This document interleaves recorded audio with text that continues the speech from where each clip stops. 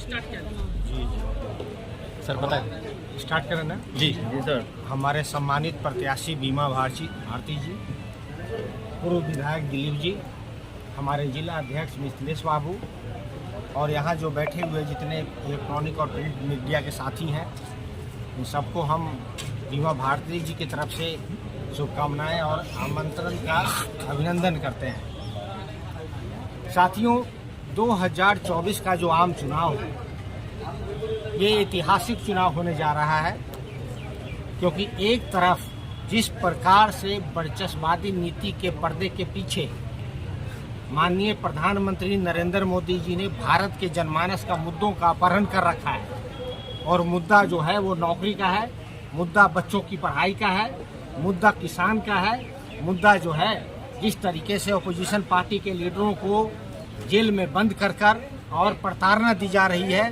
संस्थाओं को विखंडित की जा रही है, प्राइवेटाइजेशन चरम सीमा पर है और देश की संस्थानों का जो बेचने का जो काम है, चाहे वो गेल हो, भेल हो, सेल हो, रोड हो, पानी का जहाज हो, हवाई जहाज हो, रेलगाड़ी हो, चाहे डिफेंस में भी आप देख लीजिए, प्राइवेटाइजेशन चरम सीमा पर है। एक तरफ बहुजन राष्ट्रवाद है। ये लड़ाई ऐतिहासिक इसलिए मैं कह रहा हूँ, इस प्रेस कॉन्फ्रेंस के माध्यम से भारत के जनमानस को मुद्दों का जो अपहरण हुआ है, एज अपोजिशन पार्टी इलेक्शन के समर में हम लोग उन मुद्दों को आपके माध्यम से जनता तक ले जाना चाहते हैं। एक तरफ बहुजनवादी नीति है जो कि पाटलिपुत्रा की है और दूसरी तरफ जो है वर्चस्ववादी नीति है जो कि नागपुर से गवर्न हो रही है।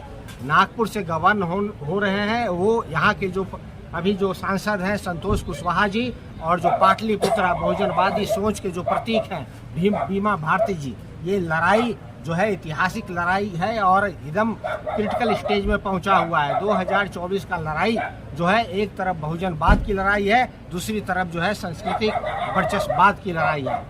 इस मुद्दों को लेकर लगातार हम लोग जा रहे हैं और मैं आपको बताना चाहता हूं, पिछले 10 सालों में प्रधानमंत्री जी ने जिस तरीके से बिहार की अवहेलना की है, बिहार के जनमानस के ऊपर इन्होंने चिटाकशी किया है। कभी मुख्यमंत्री के डीएनए खराब कर देते हैं, कभी बिहार का डीएनए खराब कर देते हैं।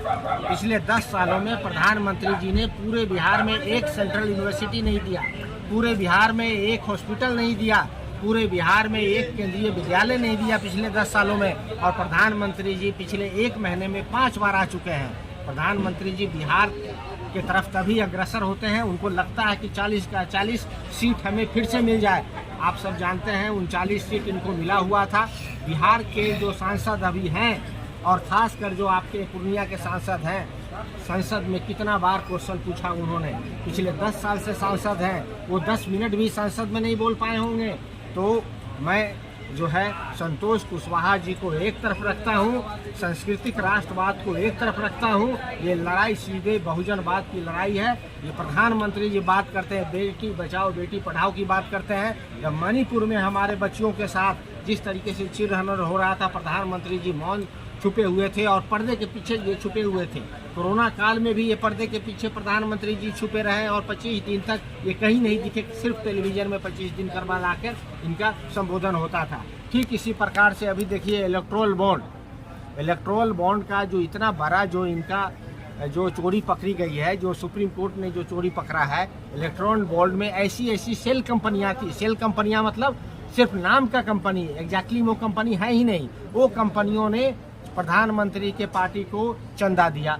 ऐसी कंपनियां थी जिसका टर्नओवर 50 करोड़ भी नहीं है, वो चंदा 1000 करोड़ दे रहा है और काम में उसको धंधा जो है 5000 करोड़ का मिल रहा है। तो चंदे धंधा जो करने वाली जो पार्टी है, अगर हम लोग सत्ता में आए तो इन पार्टियों को जो है जिसने चंदा और धंधे का काम किया है, जनता के जनमानस के साथ अपहरण किया है, उनको जो है गर्दन में फंदा जरूर लगेगा। ठीक इसी प्रकार से देखिए, आप किसान की बात कर लीजिए। एमएसपी का वादा किया था इन्होंने, डबल कर देंगे एमएसपी। डबल तो छोड़ दीजिए, किसान के जितने भी उपक्रम हैं आज 28% वहाँ पे जीएसटी लग रहा है। किसान के बच्चे जो कि आर्मी में जाते थे, वहाँ अग्निवीर इन्होंने शुरू कर दिया। तो किसान यहाँ खेती करेगा, उसके फल का जो है सही दाम नहीं मिलेगा, उनके बच्चों को डिफेंस में नौकरी नहीं मिलेगा। 75 साल में ये प्रधानमंत्री बन सकते हैं, लेकिन 22 साल में जो है अग्निवीर में जाके वो रिटायरमेंट हो जाता है, 22 साल 24 साल में। तो इस तरीके का जो इनकी पॉलिसी है चाहे वो नोटबंदी की पॉलिसी रही हो। नोटबंदी के कारण पिछले 10 सालों में 12 करोड़ रोजगार जो है हाथों से छीन लिया गया है। और इन्होंने वादा किया था कि जब हम आएंगे हर एक साल 2 करोड़ रोजगार देंगे। आज 10 साल हो गया, 20 करोड़ रोजगार हो जाता भारत के जनमानस के बच्चों के पास। लेकिन प्रधानमंत्री की जो पार्टी है, ये संसद में अभी बोली, लास्ट जो सेशन हुआ उसमें, कि हम अभी तक 7.5 लाख ही भारत के जनता को हम नौकरी दे पाए हैं। 30 लाख तो रोजगार सिर्फ दिल्ली में केंद्रीय संस्थानों में खाली पड़ी हुई है, ये नहीं देते। वहीं देखिए तेजस्वी प्रसाद यादव जी जो 10 लाख का जो वादा किया था, 17 महीने के अंदर हम लोगों ने 5.5 लाख वो वादा पूरा कर दिए। और जो डेवलपमेंट का जो वादा है, पढ़ाई का, दवाई का, कमाई का, सिंचाई का, सुनवाई का और कार्रवाई का, ये सारे वादे हम लोगों ने तीव्र गति से आगे बढ़े थे। और इतना ही नहीं, हेल्थ में परिवर्तन किया, इंफॉर्मेशन टेक्नोलॉजी में परिवर्तन किया, टूरिज्म एक्ट में परिवर्तन किया। तो 17 महीने में देखिए, बहुजनवादियों की जब सरकार आई तो हम लोग भारत की आम जनता, जिसको कहते हैं बहुजन सुखाए बहुजन हिताए, उसके तर्ज पे हम लोगों ने काम किया है। वहीं दूसरी तरफ देश प्रजातांत्रिक व्यवस्था से चलता है, लेकिन आप ये देखिए इस देश में जो इलेक्शन हो रहा है वो एक तरफा इलेक्शन की मोड में मैं कह रहा हूँ। ये ऑटोक्रेसी है, इलेक्टोरल डेमोक्रेसी नहीं है, इलेक्टोरल ऑटोक्रेसी है। इलेक्शन में 2 बातें सबसे महत्वपूर्ण हैं। एक बात है कंटेस्ट और दूसरी बात है पार्टिसिपेशन। जनता से हम लोग आग्रह कर रहे हैं, बीमा भारती जी भी प्रचार कर रही है। लेकिन दूसरा जो कैंडिडेट है, कैंडिडेट के बीच में कंटेस्ट होना चाहिए, 2 पहलवानों के बीच में सही लड़ाई होनी चाहिए। लेकिन माननीय प्रधानमंत्री जी की जो सरकार है, वो सरकार में ओपोजिशन पार्टियों का जितने भी जो फंड है उसको रोक कर उसके अकाउंट्स को सीज किया हुआ है। कांग्रेस पार्टी के अकाउंट को भी सीज किया हुआ है ब्यूरोक्रेसी के माध्यम से। यहाँ तक कि जो प्रजातंत्र का जो चौथा स्तंभ है मीडिया, उसको भी जो है धूमिल कर बढ़ाने का काम करती है। एक तरफा लड़ाई ये बनाना चाहते हैं। लेकिन माननीय प्रधानमंत्री जी ये भूल गए कि इस देश की तासीर में प्रजातंत्र है। जब देश की तासीर और ये प्रजातंत्र जब आग बुला करती है, तो ऐसे जो राज्य थे जो जिसका सूरज कभी नहीं डूबता था, उनको भी भारत से भगाने का काम किया है। भारत से भगाने का काम किया महात्मा गांधी जी ने। महात्मा गांधी जी की भी सोच बहुजन हिताय बहुजन सुखाई की सोच थी, पर उनको भी मारने का काम किया सावरकर ने। तो एक तरफ जो है मौर्य वंश का खत्म करने वाला, मौर्य वंश के खत्म करने वाले के साथ आज जो है कुशवाहा जी यहाँ पे बैठे हुए हैं। मौर्य वंश को जो शासन को खत्म करने वाले, बृहद्रथ मौर्य के मारने वाले के साथ जो है आज यहाँ कुशवाहा जी यहाँ के MP बने हुए हैं। दूसरी तरफ जो बहुजनवाद का जो रिप्रेजेंट कर रही हैं बीमा भारती जी हैं। तो असल लड़ाई बहुजनवादी की, असल लड़ाई के जो प्रतीक हैं वो बीमा भारती जी हैं, ना कि कुशवाहा जी हैं। यहाँ पे संतोष कुशवाहा जी तो पिछलग्गू की तरह पीछे कभी नीतीश कुमार के साथ, कभी किसी के साथ, और वहाँ पे फिर जाके नागपुर वाले के साथ जाके चरण स्पर्श करते हैं। तो इस तरीके की नीति नहीं चलेगी।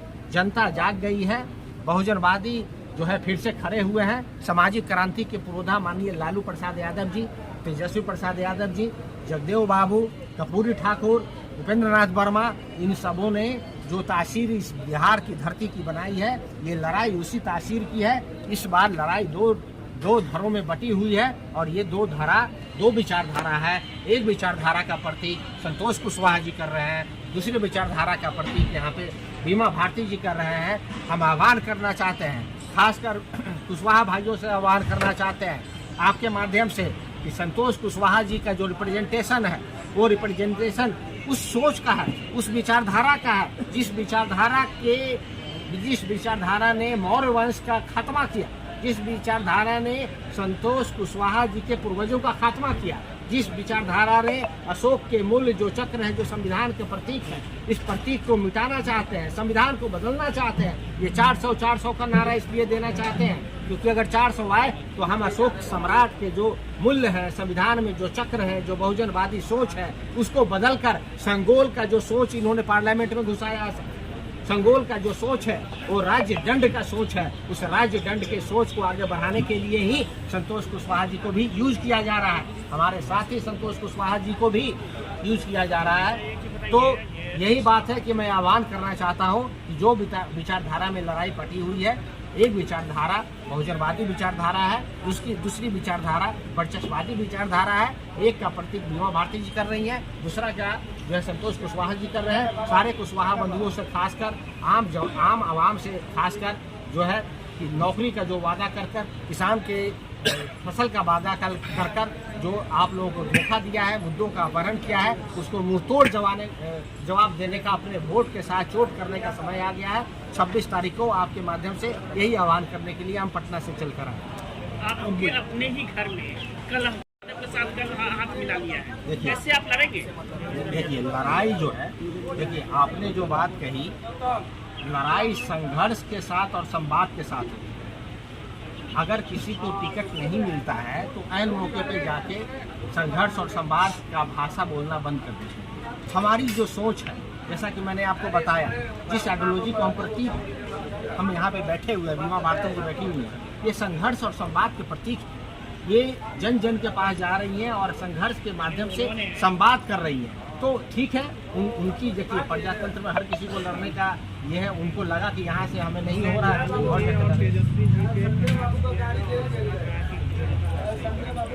देखिए लालू जी और परिवारवाद की भी बात है। देखिए परिवारवाद और भ्रष्टाचार प्रधानमंत्री जी के निर्वाण में झांक के देखना चाहिए।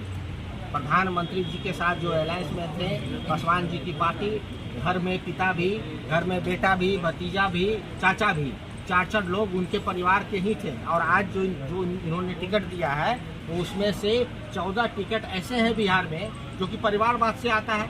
ये बताइए पीयूष गोयल कौन है, ये हमें बताइए फर्नांडिस कौन है, प्रधान कौन है। तो परिवारवाद तो 200 और 443 में से 238 सीटें तो परिवारवाद पर दे दिया है उन्होंने। जहाँ तक बात रही पप्पू जी की, पप्पू जी भी तो अनेकों बार चुनाव लड़ चुके हैं अलग होकर, तो उससे कोई बहुत बड़ा फर्क नहीं पड़ता। पप्पू जी जो चुनाव लड़ रहे हैं, उनका राइट है लड़ने का। हम तो यही कहेंगे कि जिस विचारधारा के आप बात करते हैं, बहुजन विचारधारा की आप बात करते हैं, बहुजन विचारधारा को मजबूत करिए।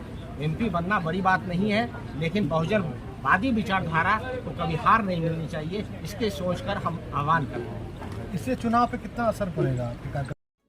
ऐसी ही खबरों के लिए करें से 24 लाइव को सब्सक्राइब, साथ ही साथ दिए गए बेल आइकन को भी दबाएं। Thank you.